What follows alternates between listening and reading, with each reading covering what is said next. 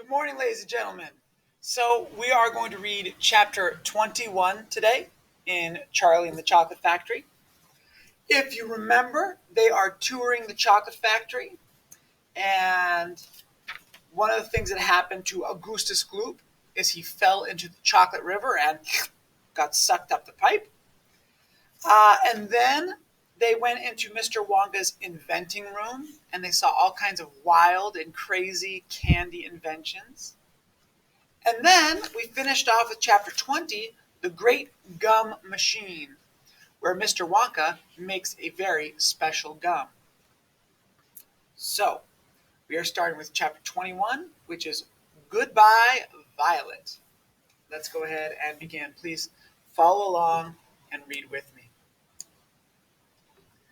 This gum, Mr. Wonka went on, is my latest, my greatest, my most fascinating invention. It's a chewing gum meal. It's that tiny little strip of gum lying there is a whole 3-course meal by itself. What sort of nonsense is this? Said one of the fathers. My dear sir, cried Mr. Wonka, when I start selling this gum in the shops, it will change everything. It will be the end of all kitchens and all cooking. There will be no more shopping to do, no more buying of meat and groceries. There will be no more knives and forks at mealtimes, no plates, no washing up, no rubbish, no mess. Just a little strip of Wonka's magic chewing gum. And that's all you'll ever need at breakfast, lunch, and supper. This piece of gum I've just made happens to be tomato soup, roast beef, and blueberry pie. But you can have almost anything you want. What do you mean it's tomato soup, roast beef, and blueberry pie? Said Violet Beauregard. If you were to start chewing it, said Mr. Wonka, then that is exactly what you would get on the menu. It's absolutely amazing. You can actually feel the food going down your throat and into your tummy. And you can taste it perfectly. And it fills you up and satisfies you. It's terrific. It's utterly impossible, said Veruca Salt. Just as long as it's gum, shouted Violet Beauregard, just so long as it's a piece of gum and I can chew it, then that's for me. And quickly she took her own world record piece of gum out of her mouth and stuck it behind her ear. Come on, Mr. Wonka, she said. Hand over this magic gum of yours and we'll see if the thing works. Now, Violet, said Mrs. Beauregard, her mother, don't let's do anything silly, Violet. I want the gum, Violet said obstinately. What's so silly? I would rather you didn't take it, Mr. Wonka told her gently. You see, I haven't got it quite right yet. And there are still one or two things. Oh, to blazes with that, said Violet. And suddenly, before Mr. Wonka could stop her, she shot out a fat hand and grabbed the stick of gum out of the little drawer and popped it into her mouth. At once, her huge, well-trained jaws started chewing away on it like a pair of tongs. Don't, said Mr. Wonka. Fabulous, shouted Violet. It's tomato soup. It's hot and creamy and delicious. I could feel it going down my throat. Stop, said Mr. Wonka. The gum isn't ready yet. It's not right. Of course it's right, said Violet. It's working beautifully. Oh my, what a lovely soup this is. Spit it out, said Mr. Wonka. It's changing, shouted Violet, chewing and grinning both at the same time. The second course is coming up. It's roast beef. It's tender and juicy. Oh boy, what a flavor. The baked potato is marvelous too. It's got a crispy skin and it's all filled with butter inside.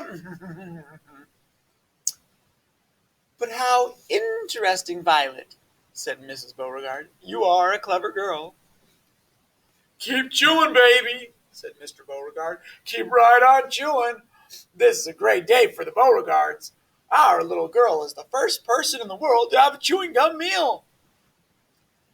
Everybody was watching Violet Beauregard as she stood there chewing this extraordinary gum. Little Charlie Bucket was staring at her absolutely spellbound, watching her huge rubbery lips as they pressed and unpressed with the chewing. And Grandpa Joe stood beside him, gaping at the girl. Mr. Wonka was wringing his hands and saying, "No, no, no, no, no, it isn't ready for eating. It isn't right. You mustn't do it." "Blueberry pie and cream," shouted Violet. "Here it comes. Oh my, it's perfect. It's beautiful. It's exactly as though I'm swallowing it. It's as though I'm chewing and swallowing great big spoonfuls of the most marvelous blueberry pie in the world." "Good heavens, girl!" shrieked Mrs. Beauregard suddenly, staring at Violet. "What's happening to your nose?" "Oh, be quiet, Mother. Let me finish," said Violet. "It's turning blue," screamed Mrs. Beauregard. "Your nose is turning blue as a blueberry." "You're right. Your mother is right," shouted Mr. Beauregard. "Your whole nose has gone purple." "What do you mean?" said Violet, still chewing away. "Your cheeks!" screamed Mrs. Beauregard. "They're turning blue as well. So is your chin. Your whole face is turning blue." "Spit that gum out at once," ordered Mr. Beauregard. "Mercy save us!" yelled Mrs. Beauregard.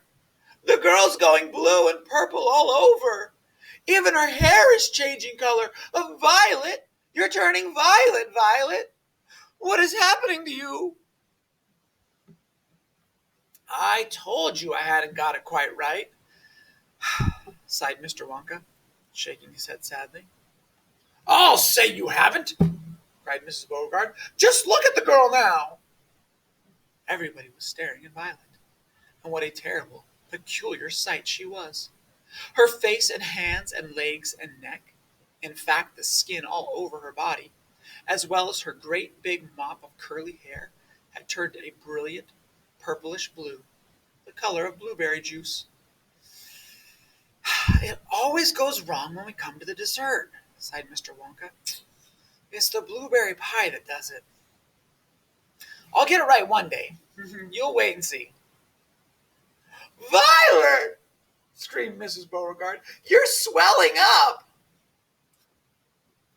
"I feel sick," Violet said.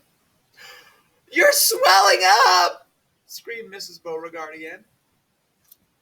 "I feel most peculiar," gasped Violet.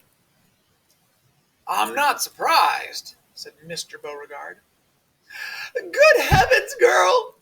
screeched Mrs. Beauregard. "You're blowing up like a balloon." "Like a blueberry," said Mr. Wonka.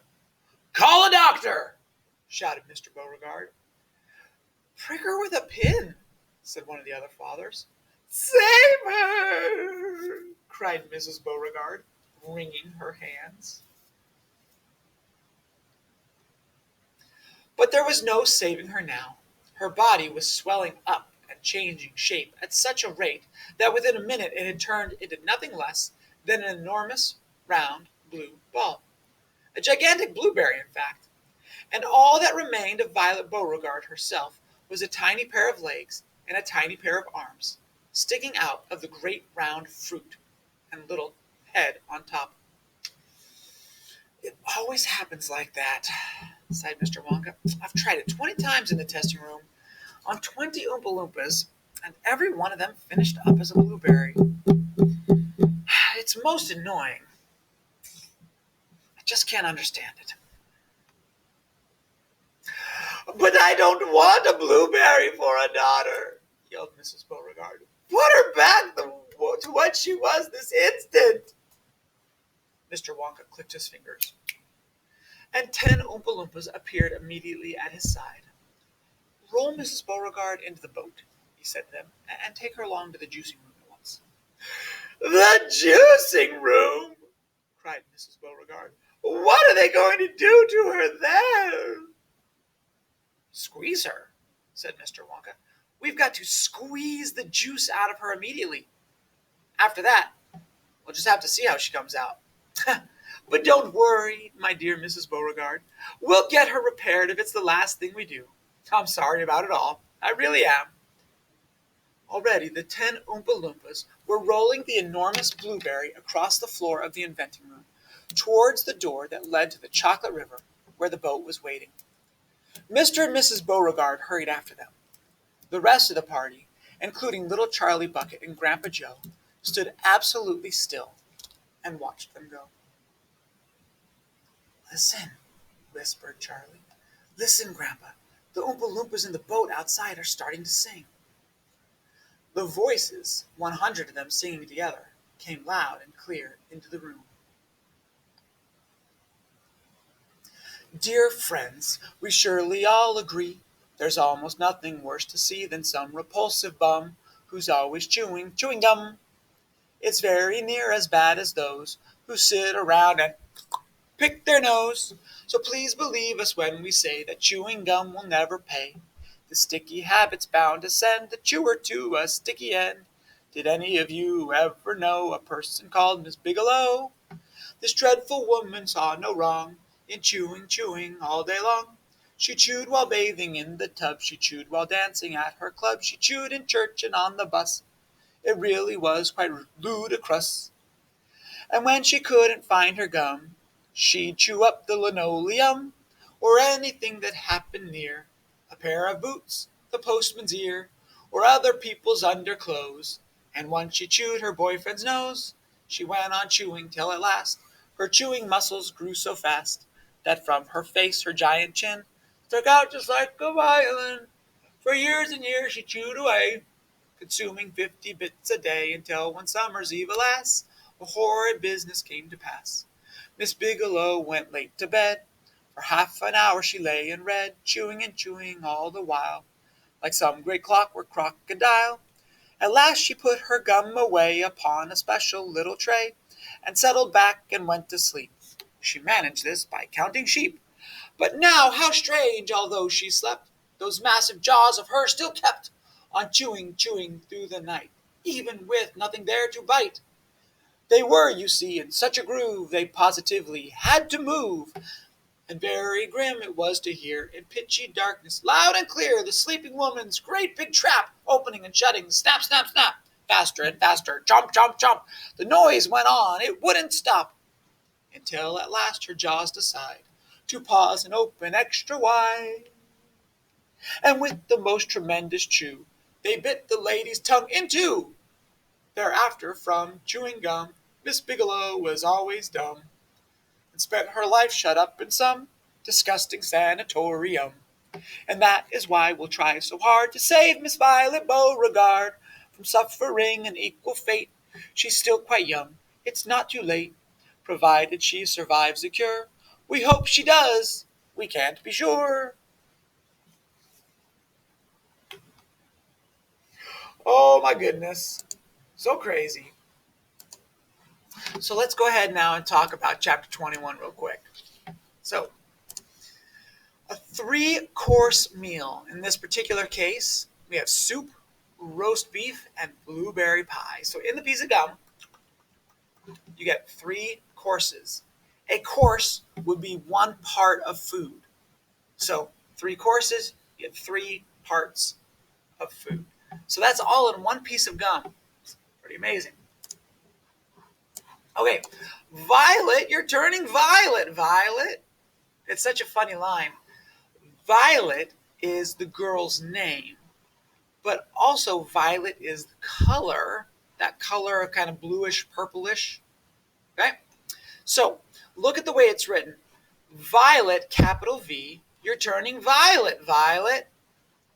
Lowercase v, capital V.